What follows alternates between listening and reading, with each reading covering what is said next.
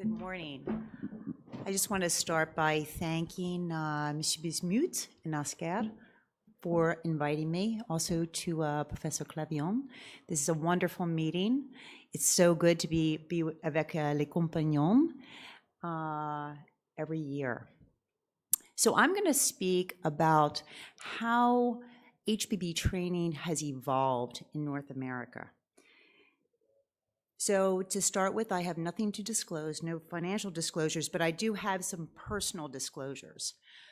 First, I trained as a general surgeon, and I did not do my training in hepatobiliary surgery in North America.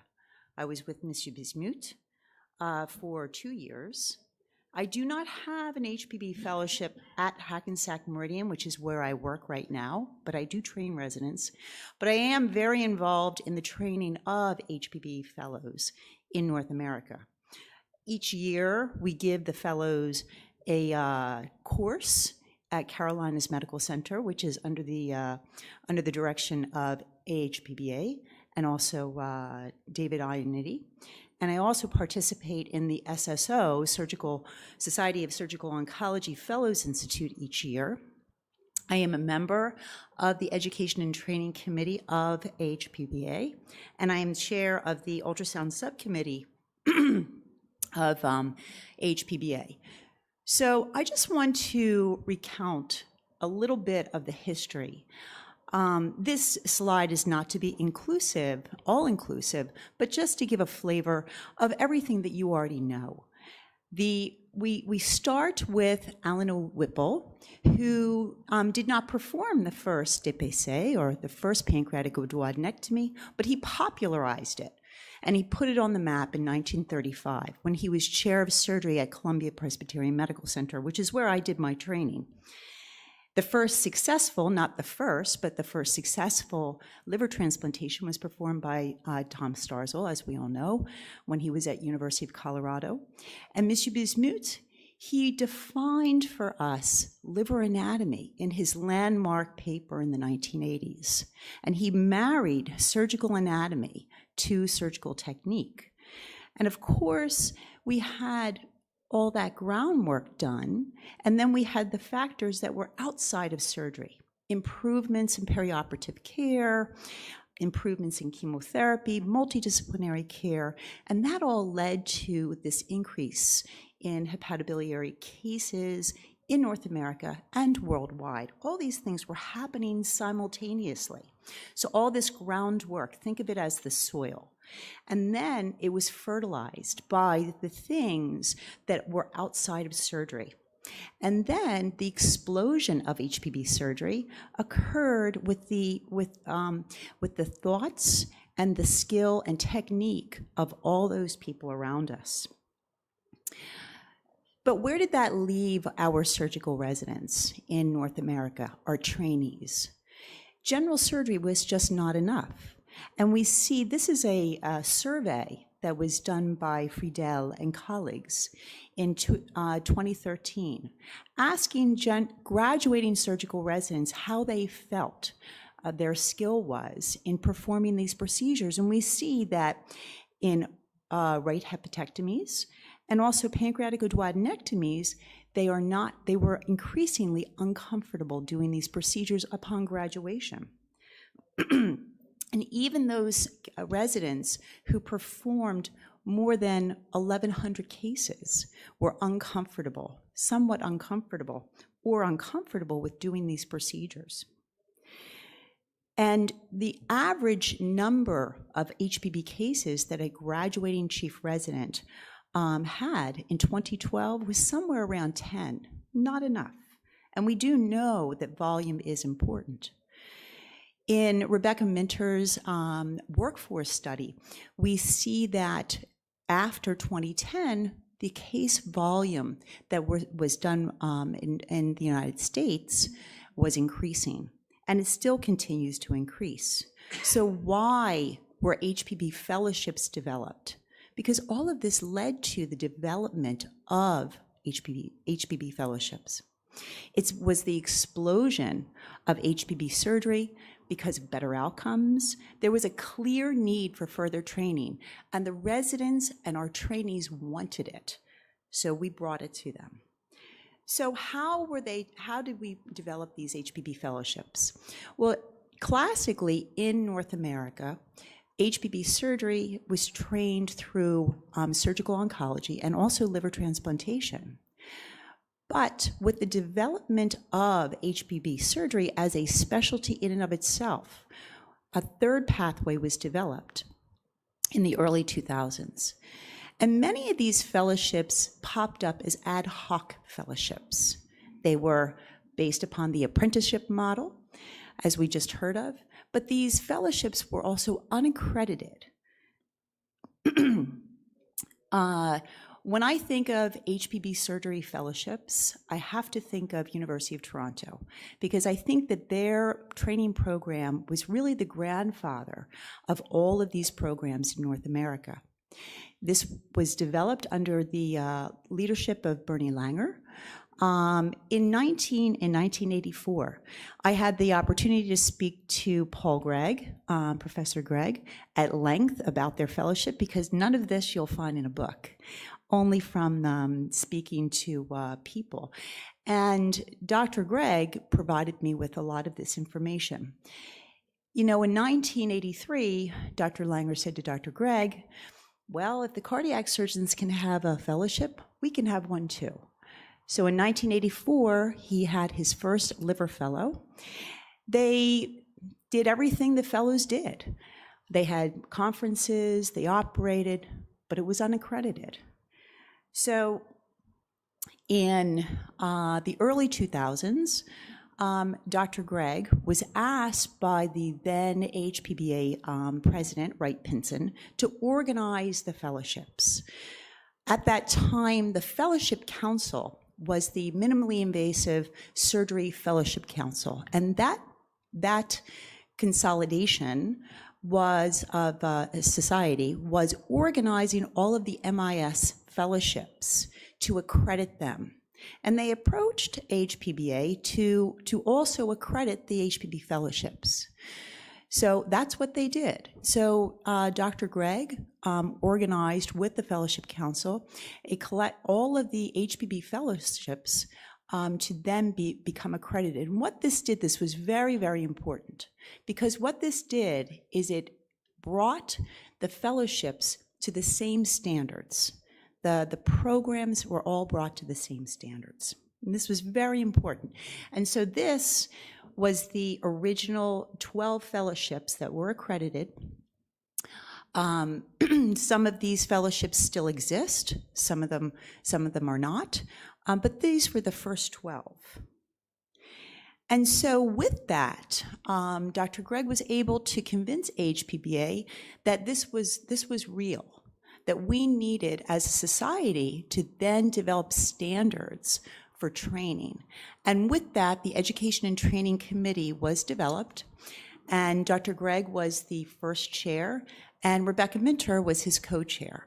After that, then she became chair. And what this committee did is they developed the minimum training standards for our fellows. They developed the curriculum, they developed minimum case volumes, and also defined additional requirements, such as training in MIS, training in ultrasound, and also multidisciplinary care. So now we have a third pathway, total of 3 pathways. And first, transplantation, secondly, surgical oncology, and the third pathway, HPB. Now, transplantation in 2012 developed 2 additional tracks, one in liver transplant / hepatobiliary, and a second in liver transplantation / HPB. Surgical oncology in 2011-2012 was approved as being complex general surgical oncology and is now accredited and certified through ACGME and the American Board of Surgery. And our third pathway, HPB, also has 2 additional tracks that is dual accredited by not only the Fellowship Council, but also SSO, and another track that is dual accredited by Fellowship Council and ASTS, American Society of Transplant Surgery. So just to quickly review, and really this is a busy slide, but I just want to emphasize that for organ transplantation, there are between 60 to 75 accredited fellowship slots per year. I'm not sure exactly how many, but maybe about 20 fellowships are approved for hepatobiliary or HPB tracks. And the certification is by ASTS. Surgical oncology, somewhere around 45 positions per year. It's a minimum of 2 years of training, and certification is through the American Board of Surgery. HPB, like I just discussed, we have HPB, and then we also have additional tracks in HPB SSO, HPB ASTS, and there's approximately 2 or 3 SSO tracks and approximately 2 or 3 ASTS. Those numbers will change next year, but there's a total of 17 programs that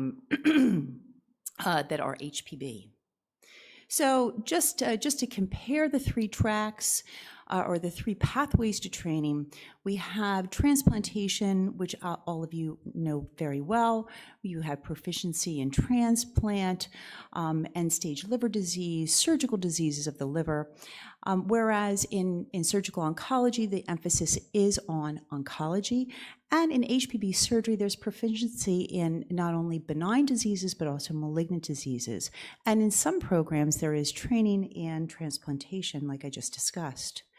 So what does this all mean? Well, that means that there are 3 different pathways and potentially 3 different standards.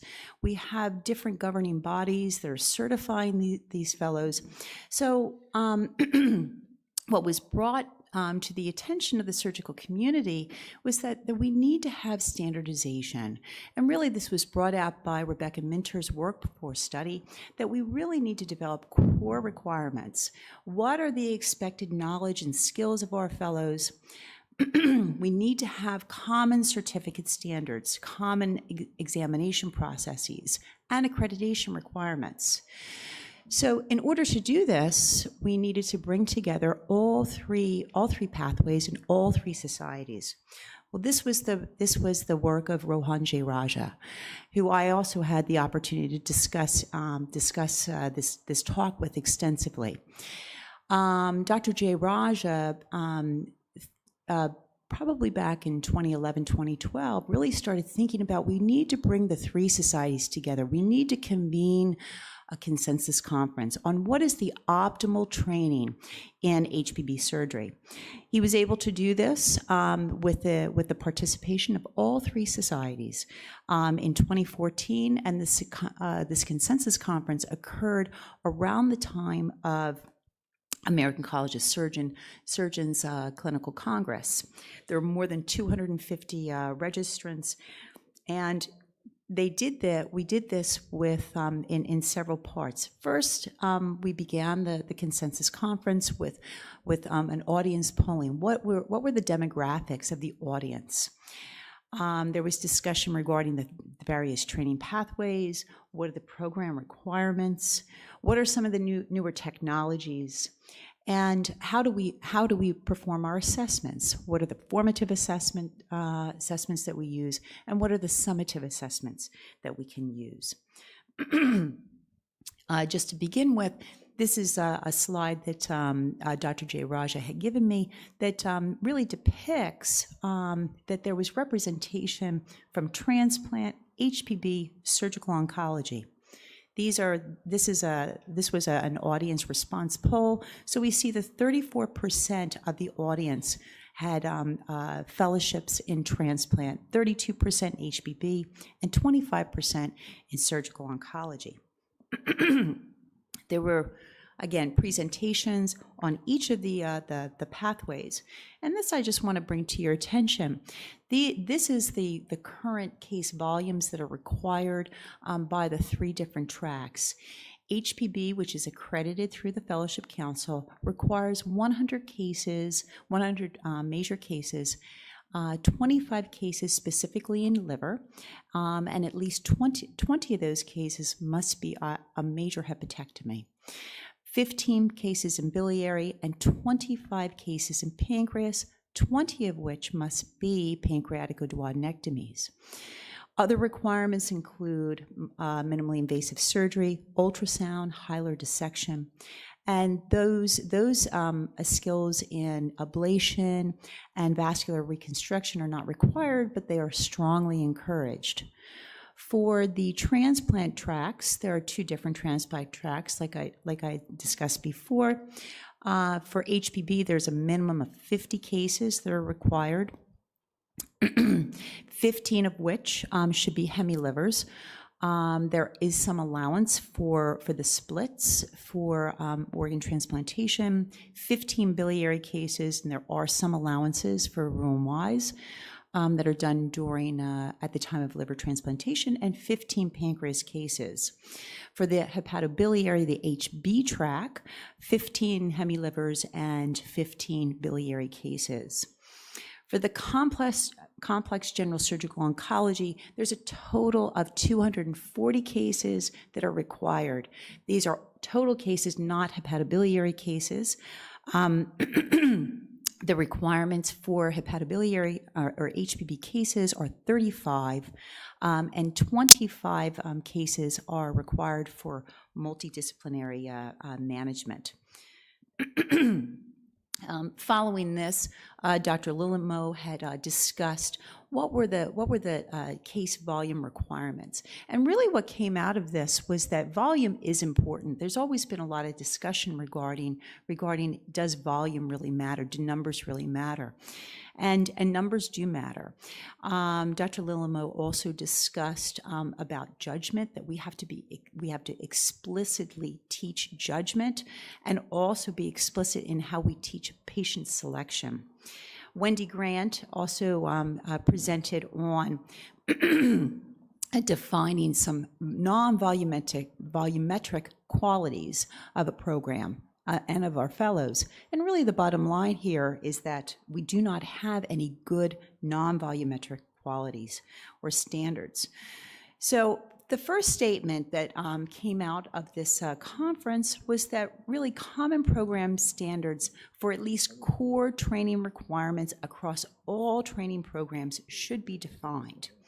Volume does matter, and that we need to define other metrics other than volume for assessment. Dr. Ioniti presented on emerging technology, and Melissa Hogg discussed measuring competency and presented some very nice data that she has in her training in robotic surgery. The bottom line here is that we really need to have formalized training in technology. Use of simulation is strongly encouraged, and we need to have this across all training tracks. Formative assessment. Dr. Naska discussed development of milestones in HPB surgery, and Gary Dunnington talked about assessment of operative performance. Dr. Dunnington is a surgical educator and was quite informative. And of course, Carol Ann Moulton discussed her work in surgical judgment. So formative assessment needs to be developed, and this needs to be not only operative assessment, but also surgical judgment. Milestone framework really needs to be expanded for use in evaluations, and specific core HPB cases should be selected for really longitudinal operative assessment. Lastly, we had presentations by Dr. Both and also Joe Buskey from American Board of Surgery. And they gave an interesting perspective in that really the final summative assessments need to be defined. And so our last statements really was that we need to have evidence-based summative assessments, and that these assessments need to be the same across all tracks, and that we need to develop a common certification process. So where are we going? Currently, EPAs and milestones are being developed by a group, working group that has been convened by Rebecca Minter. Common core standards in HPB surgery are also are being discussed amongst the three societies. And really, we're hoping to go toward a robust certification process that will be the same across all tracks, so that really the public knows what is the product of the HPB surgeon and what to expect when an HPB surgeon comes to their hospital. Thank you. Thank you. Thank you, Hélène. We have time only for short question and short answer. Please. Henry. Rather than a question, let me just compliment Ellen for a wonderful summary, but add a little to a piece of the early history. So in 2002, the IHPBA began our education and training committee. And the first thing we did was to create a registry on the website of all the self-reported programs around the world. And one of the things that we did in the registry, you know, when they say it's not about numbers, it's about numbers, is we asked the numbers. And then in 2004, the committee got together and we had these long discussions about the numbers. And the numbers were different in the Americas and in Europe and in Asia.